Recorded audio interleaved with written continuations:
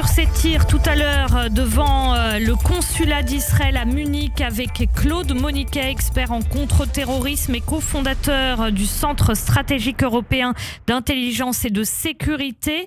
Que sait-on, Claude Moniquet? Tout d'abord, bonjour. Que sait-on, Claude Moniquet, sur ce qui s'est passé exactement? Bonjour Eva. Ce qu'on sait, c'est que ce matin vers 9 heures, un individu a ouvert le feu avec une arme automatique près de la Karolinenplatz à Munich, près du centre de Munich, à peu près à mi-chemin entre le consulat d'Israël et le musée et centre de documentation sur les crimes du national-socialisme, qui est situé dans l'ancien siège du parti nazi, l'ex-maison brune. Il était donc 9 heures, arme automatique. Il a été abattu par la police et le Spiegel, qui est un magazine en règle générale bien informé, croit savoir qu'il s'agit d'un Autrichien de 18 ans venu de Salzbourg et connu des services de renseignement pour ses opinions islamistes. Voilà exactement ce qu'on sait. La ministre allemande de l'Intérieur, Nancy Faeser, a déclaré que la protection des institutions israéliennes était désormais la plus haute priorité après cette fusillade. À qui s'adresse-t-elle et que craint-elle exactement ? Effectivement, Nancy Faeser a toujours été très en pointe dans la défense à la fois des communautés juives et d'Israël. Ça tient certainement à des convictions personnelles que je ne mettrai pas du tout en doute, mais ça tient bien entendu également à l'histoire de l'Allemagne. L'Allemagne, depuis maintenant, après une période de flottement dans les années 50-60 qui n'était pas d'une grande clarté, l'Allemagne, depuis des dizaines d'années, est un très fidèle allié d'Israël en Europe et assume ses responsabilités historiques en protégeant ses communautés juives au mieux possible. Et cet avertissement, en fait, vaut évidemment pour les islamistes, pour les éventuels terroristes palestiniens, mais également pour l'extrême gauche ou pour les néo-nazis qui pourraient être tentés de s'en prendre à la communauté juive. La date aujourd'hui est importante, Claude Moniquet, puisque c'est le 52e anniversaire de l'attentat des Jeux Olympiques de Munich. Est-ce que c'est susceptible de donner une piste sur l'auteur des faits, ses éventuels commanditaires et ses motivations ? Étant donné l'endroit où se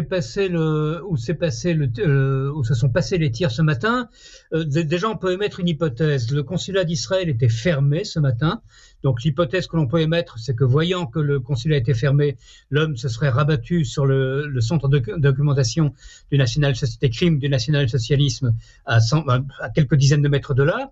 C'est déjà une indication. Deuxième indication, c'est évidemment, si le Spiegel a raison, son profil, le début de profil qu'on a. Et troisième indication, bien entendu, c'est la date, qui a été un tournant un tournant pour beaucoup de gens, mais aussi un tournant en Allemagne, parce que il faut rappeler que les 11 morts et le policier allemand en plus qui ont été tués ont évidemment été victimes des terrorismes, mais ils ont aussi été victimes de l'état total d'impréparation et de l'amateurisme absolument criminel de la police allemande. Et ça a été le début d'une prise de conscience en Allemagne et de l'établissement, d'une part, d'une politique de sécurité avec des unités spécialisées et d'autre part, d'un renforcement de la sécurité des communautés juives.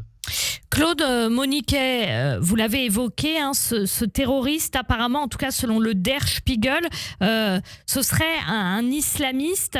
Est-ce qu'il faut faire un lien entre ces tirs devant le consulat d'Israël à Munich et les menaces ou les éventuelles craintes liées à l'Iran, au Hezbollah, aux ripostes éventuelles à l'international suite à l'élimination de plusieurs terroristes imputés à Israël ? Ça, c'est l'enquête qui le dira, bien entendu. Il est un peu tôt. On commence à avoir des éléments de profil. Il est un peu tôt pour savoir si cet homme a été téléguidé ou a agi de son propre chef. Ce qui est troublant, c'est qu'on est en face de quelqu'un qui habitait en Autriche, à Salzbourg. Alors, c'est pas très loin de Munich, clairement. C'est de l'autre côté de la frontière, en fait. Mais pourquoi est-il venu frapper en Allemagne et n'a-t-il pas frappé ou tenté de frapper en Autriche ?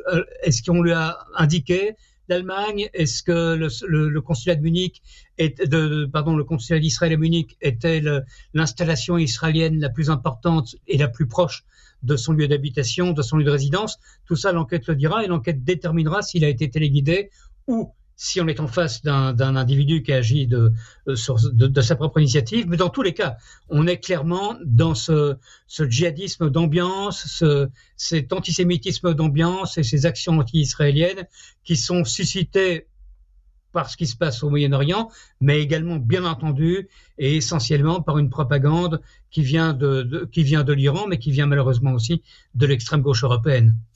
Claude Moniquet, le fait qu'il soit seul, apparemment, qu'il ait agi seul, est-ce que ça aussi, quand on mène une enquête, ça peut éventuellement donner une piste ? Oui, mais soyons très prudents là-dessus. On a toujours tendance à agiter très vite la piste du loup solitaire. Et comme je le répète souvent, d'autant plus souvent que je vieillis, donc je me répète, le loup solitaire, ça n'existe pas. Dans toute ma carrière, en 42 ans, 43 ans d'analyse de ces choses, j'ai vu un seul loup solitaire, c'était le néo-nazi Anders Breivik en Norvège. C'est le seul. Tous les autres sont des gens, et d'ailleurs il y a des condamnations après chaque action d'un soi-disant loup solitaire, même quand il est mort, parce que ces gens sont motivés, ont été recrutés, ont été incités à passer à l'acte et parfois même ont été accompagnés sur place. Donc maintenant l'enquête va devoir déterminer qui lui a fourni son arme, est-ce qu'il l'a acheté ou est-ce qu'on a donné son arme, est-ce qu'on a désigné une cible, est-ce qu'on l'a accompagné sur place. Et c'est l'ensemble, une fois que son identité sera établie, c'est ça qui permettra d'établir s'il était ou pas solitaire. Merci beaucoup Claude Moniquet. Je rappelle également votre dernier ouvrage, Comprendre le 7 octobre, paru aux éditions du Félin. Merci beaucoup, bonne journée. Merci. Merci Eva.